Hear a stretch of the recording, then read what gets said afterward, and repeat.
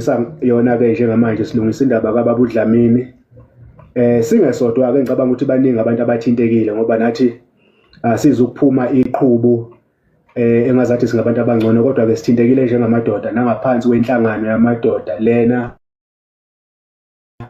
esunguliwe ezinyangeni ezendlule. Nezohamba isikhathi kube ibe nenhlangano ezoba isambulela ezothi siyinhlangano ezomela isizwe sabantu abampisholo noma isizwe simnyama. Kuleli zwe lakithi akukhethe bala la muntu ukuthi uqhamuka ngaphansi kwasiphi sona isizwe noma uqhamuka ngaphansi kwaliphi lona ulimi. Uma nje umuntu omnyama umpisholo khona lapha phansi kwesizwe sakithi kufanele ukuthi usondele kuyo le nhlangano ngoba ayikho ngokwezepolitiki, ayizile ukuzoveza ukuthi ubani ongcono kunomunye, ubani ofanele avotele omunye, kodwa izothi ngizoma nomuntu omnyama, ngizoseka umuntu omnyama kukho konke ukucindezeleka kwakhe angaphansi kwakho lapha emhlabeni. Njengoba nazi ukuthi ke size lapha ngomfo kaDlamini lo walapha neXhobo oboshiwe lapha eNew Prison ePietermaritzburg. Ngicabanga ukuthi abantu abangapha ke ko Maritzburg nakoThekwini bayazi ke iNew Prison, insizwa lena isiboshwe kusukela ngo2009.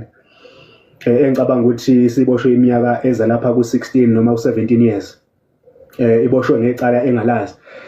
Asivamile ke ukuthi ke sikhulume into esingenalo ulwazi ngayo. Silwenzile kucwaningo ngoBaba uDlamini nomndeni wakhe nanesenzo lesekuthiwa senzile. Sathola ukuthi kusifanele ukuthi sikukhulume ngakho ngoba iqiniso sesiyazi ukuthi kwenzakalani. Ingakho ke nisibona sesilapha ke njengamanje. Ngiyafisa ukuthi ngiqale ngikhulume kodwa manje izinsizwa lezi angazi ukuthi wenze njani ngoba phela manje mhlambe abalandela uQwabe, abalandela uPrince Mabhungu, ngizacela bemsherele ulive lapho ngoba siyabambezeleka manje lapho, isikhathi siyahamba kakhulu kanti ngumuntu wesikhathi angifuni ukuthi lo ngichithe isikhathi lapho ngoba phela manje ngifuna ukuvela angazi ukuthi sekwenze njani manje. Kwenze njani manje?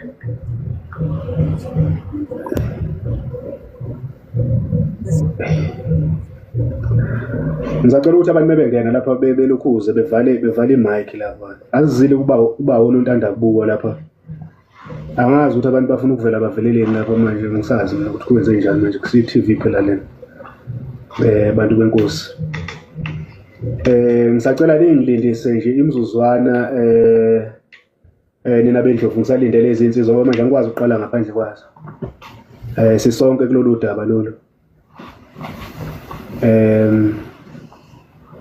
Angazi ngisacela ukuthi ningithumelele nibasherele oQwabe ulive lona. Angazi ukuthi bekuphi manje, wenze njani manje. Hey, uzini ukusebenza nabantu. Niyaphila ke nina bendlovu, niyaphila nonke. Ngiyathemba ukuthi sizolekelelana kakhulu. Yize kumhlaba uswaba kanjena ke ngiyazi ukuthi abantu abaningi kuningi abangasakuthembi. Kodwa ke siyathembisa ukuthi buzokwenziwa ubulungi futhi kuzoba neqiniso ekuthenini ke lokhu esikufisela ukuthi uDlamini kwenzeke ngaphansi kwempilo yakho, ngaphansi kwempilo yakhe kwenzeke ngempela, futhi ke kungabi nobuxoki phakathi, kungabi nengwithi khwebi ngoba isifiso sethu yiso leso ukuthi kwenzeka. Angazi noma inetwork yami iyezwakala yini lapho, ngibona abantu engibafakayo bayangena baphinde bephume.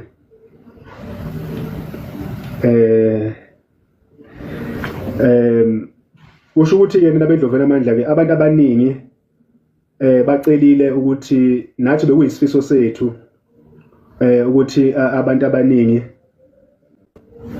sikwazi ukulekelela. Iyodwa ke into esikhulume ngayo ke izolo, sitheke sizolekelela ngokuthi ke sinikelele ulokhuzana uBaba uDlamini ukuthi mayephuma, ngoba sesitholile ukuthi uma ephuma akazuba nayo indawo yokuhlala, futhi akazuba nayo inhlalo enhle ekhaya ngoba kuveza ukuthi abaningi abangaphakathi ekhaya bamhlamukile. Phakathi wayo ngena, phakathi wayo ngena, phakathi wayo nginecala nje wemadoda ngoba manje sidlulile imizuzu eminingi kangaka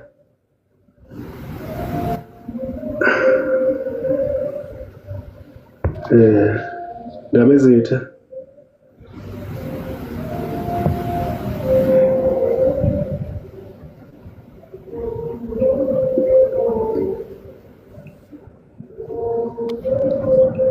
Oh, nina bakamgengi pheze izitha usetshobo uhlanu uzosigubezela. Ngiyakhuleka Mageba. Ngiyabingelela nalapha kuma comment. Mngoni. Ngiyathemba ukuthi abendlovu babe nosuku lumgodi. Ukuphephisa Mageba. Uqhamuka umntwana esephakathi nenkulumo nokuthi umntwana uqalise nabantu yedwa la phezulu. Ndaba ezitha ayidle ibele Mageba. Nakuba ke kukhona ukuphazamiseka khona kodwa ngizoshaya nje umute phecelezi angazi noma ngisho kahle yini sebeyongilekelela lapha phansi ukuthi lesingisi ngisishaya kahle ngoba isingisi naso siyagulisa. Ndaba ezitha ziyathobeka wena komkhulu Dlothovu kabhekeke asidedele uphakathwayo. Ndaba ezithandele umuntu akaxolise kakhulu ukufika late. Bengisazama ukuxhumana bengikade ngimeme ubaba onaye emathe ukuthi abe khona naye njengomunye wabantu abangabaholi abakhona. Bengisathinta yena ke ngocingo ukuthi ngicela ukuthi asondele naye ngapha. Wathembisa ukuthi uzovela. Ngase ngibambezeleka lapho ke ngoba inhloso nqangi kakhulu mhlawumbe akukhona ukuthi sifuna ukubukwa noma ukugqama. Ngiyaqonda kakhulu indaba ezethu ukuthi baningi abantu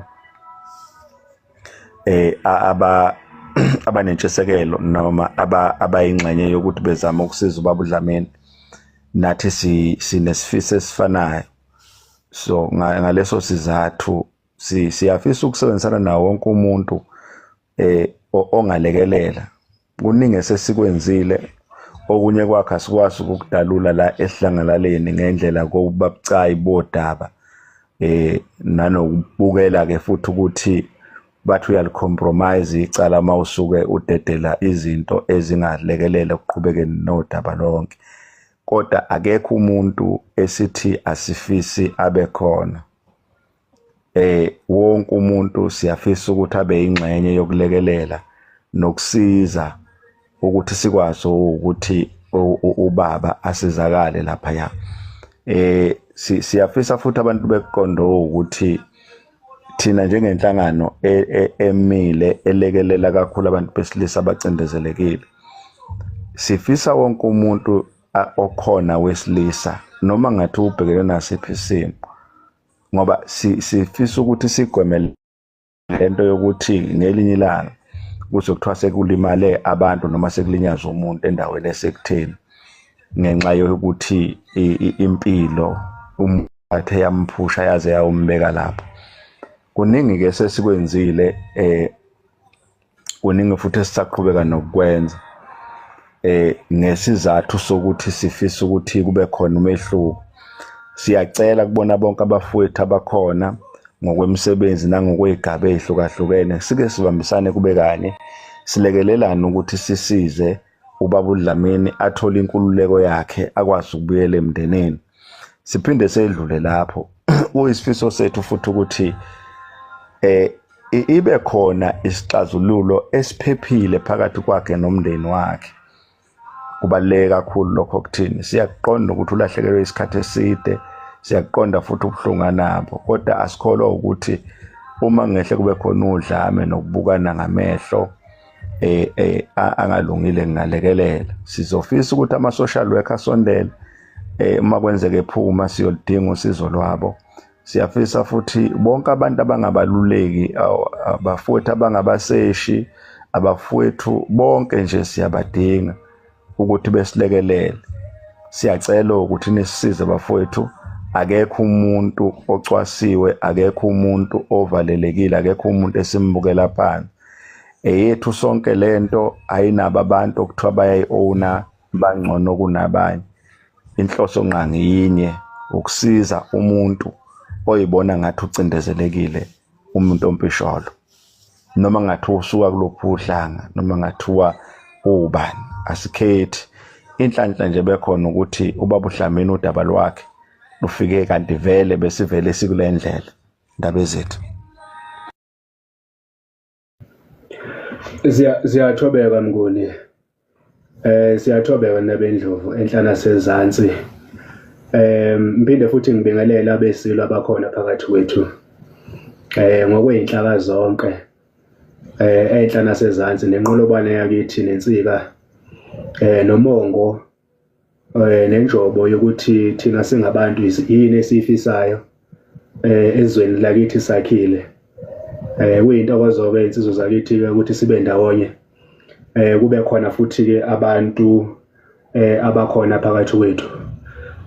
Engizokucela-ke mntwana ukuthi kulolu daba-ke lokuthi abantu benganikela ngakuphi khona ukuze sibone ukuthi lolu daba sililawula luze lifike phi khona. Mhlambe-ke ngizocela abantu ukuthi mangabe kukhona abafuna ukubhodla okungakaze kwenzeke la phakathi kwethu, ngizocela abakhona lapha ezantsi bengakubhodleli lapha. Mangabe kukhona kwakwenzeka kubo kunabantu abathintekayo ezimpilweni zabo benzelwa into ezithize kubo, khona lapha inkundla zokuxhumana ngicela ningakuvezi lapha ngoba kuzophazamisa injongo yalento esiyenza lapha.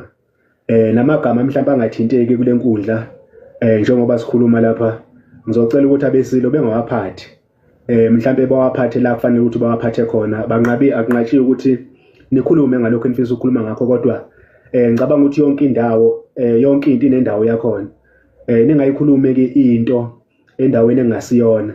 Inhloso yethu njengoba silapha ngobaba uDlamini, engeyedwa futhi ubaba uDlamini, baningi abantu emva kababa uDlamini esoqhubeka sibalekelele. Ziningi kakhulu izinsizwa nabantu ababoshiwe abangenalo icala aseke bayabavela noma esingazange size sibathole ukuthi thina mhlambe siveze ilokhuzana imifanekiso yabo lapha einkundleni zokuxhumana, kodwa nabo bazohambe bevele ukuthi beyichazele bona ukuthi isimo sinjani abaphila ngaphansi kwaso, beze beboshwe nje kwakwenze njani. Ngoba ngicabanga ukuthi abantu abaningi basondelene nalolu daba ngoba kukhona abanye namhlanje abangaze bekuthola ubulungiswa noma bangakaze bebe nenhlanhla esiyehlele umfoka Dlamini lapha eXhobe ukuthi udaba lakhe lube sematheni futhi lube sezandleni zabantu.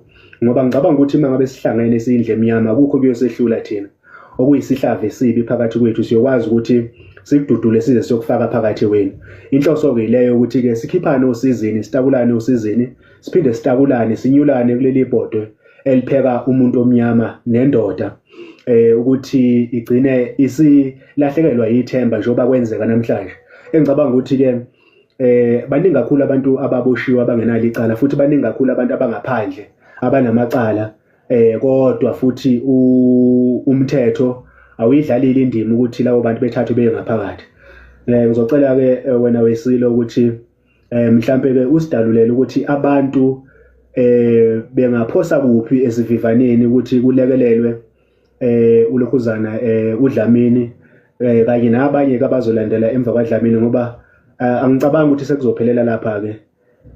Kusazoqhubeka ibanga elide kakhulu mase sidlulile nasendabeni kaDlamini, ngoba baningi kakhulu abantu abanenkinga, baningi kakhulu ngisho nezingane ezincane. Khona izingane ezincane ezivalelwe icala azilazi, abazali bayakhala namhlanje ubulungisa baze bekuthole ngoba nabo futhi abanabo abameli abayimele, bonke bathembele kubameli laba bakahulumeni.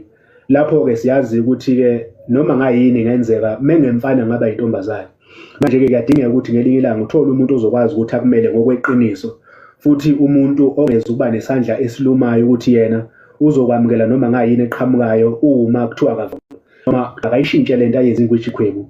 Yilokho-ke okwenza ukuthi abantu abaningi begcine-ke sebevalela ngoba abanamkhulumeli, futhi mhlawumbe nabo futhi abakwazi ukuyikhulumela, futhi abakwazi ukungena esitikini beyihlangule bekhuluma iqiniso njengoba linjalo. Abanye babulele, abanye kuthiwa baqotha imbodo nesisekelo emndenini, uma usulalela udaba lakhe uyezwa ukuthi lo muntu lokhu akakwenzanga futhi kuyiqiniso ngoba nobufakazi mangabe usubulalela usuyathola ukuthi cha isizathu sokuthi umuntu aboshwe ngoba yena akanayo imali laba bambophisa abanemali bona noma lapho bephethe icala lakhe abantu abayinteke bamukela noma ngayini noma ngayisiphi sona isikhathi ilokho okulimaza abantu bakithi beneke sebengakutholanga ubulungiswa belahlekelwa indeni yabo belahlekelwa yithemba belahlekelwa isithunzi sabo sokuba abantu phakathi emphakathini beze bekhafulele ngamathe siyadinga-ke ukuthi-ke sibambane-ke singabantu ukuthi silibuyise lelo themba madodeni nakubo futhi abesifazane ngoba kuyohamba sifike lapho kuwukuthi-ke lento iphakame kakhulu yaphakama ngabesilisa kodwa siyafisa ukuthi-ke sonke sibe yimbumbe sibe into eyodwa lempi ekhona phakathi kwabesifazane nabesilisa sikwazi ukuthi siyiqede ngelinye ilanga sikhulume izwi elilodwa kanye nenzala abantu singabukani ngeziqu zamehlo engazathi siyizitha kanti asidalelwe ukuthi sibe yizitha sidalelwe ukuthi sithandane sibe ndawonye sisekane ngaso sonke isikhathi ndabezitha phakathi kwayo njengoba esaphumile ngisacela ukuthi ungidalulele ukuthi abantu benganikela kuphi kanjani kusukela namhlanje ukuya phambili ngiyathobeka wena komkhulu.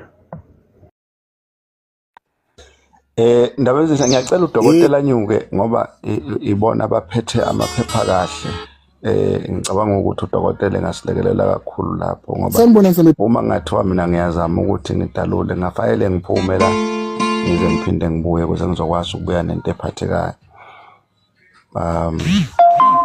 Ngicabanga usebuyile Ndabezitha angasi noma mntwana ungakwazi ukusidalulela ukuthi mhlawumbe abantu ukufondeza bengakusondeza kakhulu. Nina Besilo ngiyathokoza kakhulu ngethuba ngiyaxolisa ngiphinde ngikhuleke kubantwana benkosi khona abantwana engibabonayo lapha phansi kuma comment ngibingelele nabasanda kujoyina ku live mhlawumbe before noma andube umuntu aqhubeke Nina Besilo umuntu akakuveze lokho ukuthi sebebaningi abantu abazama ukulekelela uDlamini lokho kusho ukuthi mhlawumbe imizamo yokuthi aphume ekhulukuthu izoshesha kakhulu ngoba sengeke ngabona nezinye inhlangano abanye nje khona ngeke ngababona khona lenkundleni zokuxhumana bathi sebebuya khona namhlanje kodwa ke kukho konke okungikitaza kakhulu ukuthi sonke sinenjongo eyodwa injongo noma inhloso ukuthi ubaba Malandela aphume kuleya ndawo akuyona ngokungafanele. Ngifisa ke futhi ukuveza lokhu Nina Besilo ukuthi njengoba kunesimo esikanje esivelile sababa uDlamini kungena ubaba uDlamini yedwa bazoba khona abangosomathuba abazoza ngokuzoqola abantu mabekwazi ukurecorda abendlovu la ngaphakathi ngiyafisa mhlambe le nkulumo bayirekhode ngoba asifisi kusasa sizwe sekuthiwa kuwukuthi kanti ke vele umuntu ke washiphelwa naye iqaqa mawushiphelwe iqaqa ke kunuka impela ngaze kuphela unyaka nabendlovu i-account sile kuyivula namhlanje kodwa futhi ngingakofiki nalapho ngifisa futhi ukuveza lokho kwaBesilo ukuthi umnikelo ke akwakaze uqalwe ukuthi umnikelo mngakanani okufanele unikele ngawo negama leyasho lithi uyanikela futhi awukazi uzwe kuthiwa umnikelo lo mnikelo usufakayo uyakubani ngilinganise nje makusuke kushoniwe nje bayakwazi ukuthi kuthiwe naku kuvezwe isoso kuthiwa kufaka umnikelo ngoba kunokukhuluma engeke ngakuzwa noma esengeke ngakubona mhlawumbe cishe izolo bakhona nabanye abenza into enjenganale esizamayo njenganje nomunye obaba noma ngeke ngilidalule nje igama lakhe noma nesibongo sakhe owenza into ethi ayifane nale esiphembayo nale esizamayo esingazi ukuthi izosibeka kuphi. Yena ke umehluko kuwukuthi usevele usebantwini, so uyayifikela kubantu ayicelele leyo nkongozelo azithathele yona. Thina ke ngoba ke isimo sikanje siye sesakhetha ukuyovula i-account. I-account ke esivuleleni nabendlovu ingeyakwa Capitec.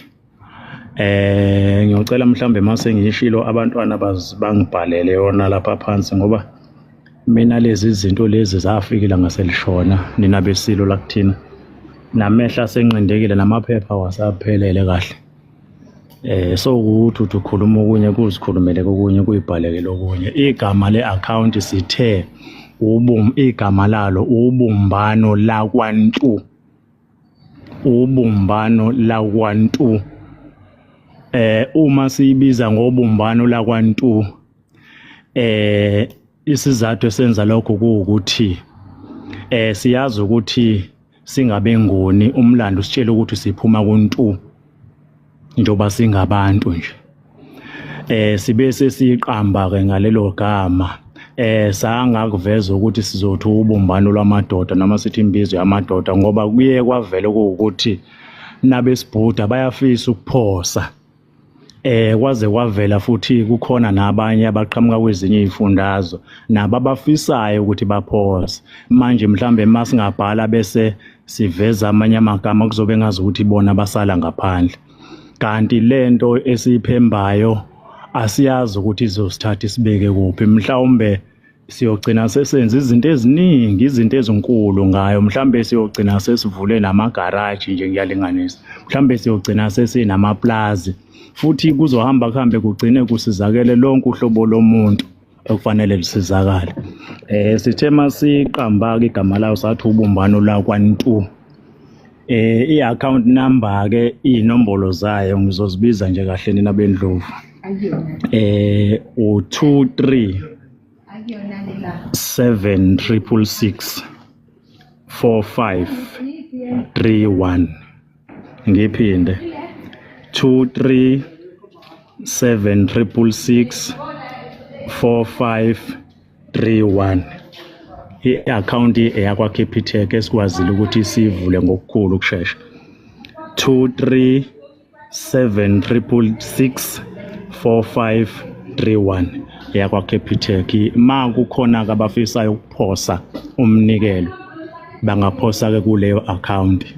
Igama layo ubumbano lakwantu nina bendlovu. Ngiyathokoza kakhulu Mnguni nomntwana nabo bonke abakhona ngaphakathi. Ngizokushaya umute la ngiphinde ngiqhubeke nengikwenzayo ngapha ngoba ngibamba ngapha nangapha nina besilo. Ngiyathokoza.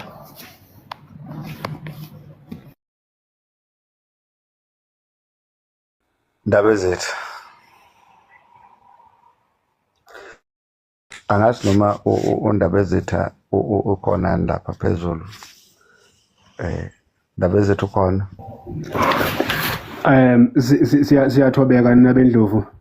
Mhlambe phakathi wayisokugcizelela ngoba vele asibona thina okhamisa ngithele izicela nkobe izimbungulo ezincela amagazi abantu. Engicabanga ukuthi ke siyaqala nqa ukuyenza lento. Sivame ukuthi sinikele ngale ngasese. Ngicabanga ukuthi ke bayazi abaningi. Mhlawumbe abanye bakhona la kukhona eseke sebanikelela ngasese ngenhloso yokuthi ke sivikele isithunzi sabo. Mhlawumbe abasikhalelayo thina ngasese ukuthi kunzima lapha Mageba. Ngisacela ukuthi ungilekelele sibone ukuthi ke lento lena ibhekene nabo futhi ke iyinto engadingi ukuthi ibekwe ebalwazeni. Kodwa ngoba lento isivele isihlezi emehlweni abantu, siyacela ukuthi abendlovu namandla bebe nesibindi, bethi isibindi uyabulala, isibindi uyaphilisa. Bese thembe ngakho konke. ukuthi asizukusebenzisa lamagama ethu ukuthi sidicelele isithunzi namandla nozwelo lomuntu omnyama wakithi. Inhloso yethu ukuthi ke sakhe ubumbano. Ngicabanga ukuthi abantu abaningi ke asebesilandela isikhathi eside bayaqonda ukuthi yini esiyimele thina, yini esingayimele, esaziyo futhi ukuthi iqiniso siyakwazi ukuthi silimele kusukela ekuqaleni kuze kuyofika ekugcineni. Onongabazani siyacela nina bendlovu abambe agodle afinyeze izandla zakhe noma afinyeze ukunikela kwakhe, ngoba kufanele ukuthi lapha uma ukwenze ngenhliziyo emhlophe nevulekile nje ukuthi ngiyafisa mina ukuthi ngenze kanje nakanje nakanje nakanje. Thina-ke siyibophezeleka ngakho ukuthi-ke sokwenza ngakho konke okusemandleni ethu ukuthi iy'thukuthuku zenu nemimoya yenu emihle ayiweli phansi, futhi-ke ayinyathele ikhafulele ngamathe.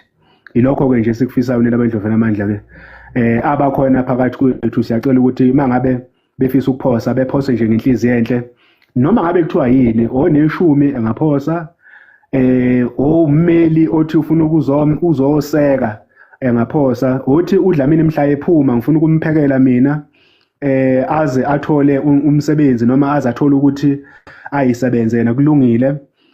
Uthi mina-ke mhlazane kwakhela uDlamini anginayo mina into engayenza manje, kodwa mhlazane kwakhela uDlamini ngiyafisa ukuthi-ke ngizophosa nami noma ngizobeka isandla ekwakheni umuzi ozobukwakhela uDlamini ngaleso sikhathi leso.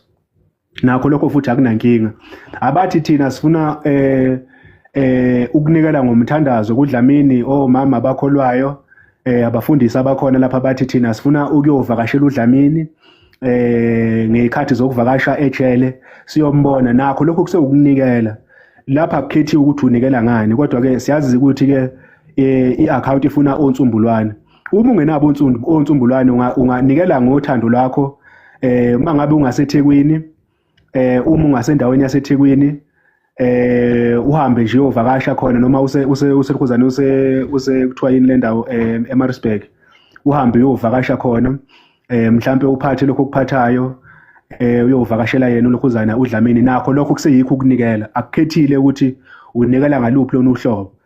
Mangabe mhlambe yisonto, umfundisi hamba uye kuDlamini uyomnikeza ithemba, umvulele incwadi ezimbili ezintathu, umnikeze ithemba lokuthi uzophuma lapha khona. Nakho lokho kusekunikela nina bendlovu namandla. Akukhathelekile futhi-ke akuphoqeleke umuntu ukuthi ubani ozofaka isandla ubani ongeke ufake isandla. Ingakho kuthiwa asinaso isikali. Lokho kucaphunile kwacaphuneka kwanele nina bendlovu namandla. Siyathobeka nina besilo, ninganikeli ngey'nhliziyo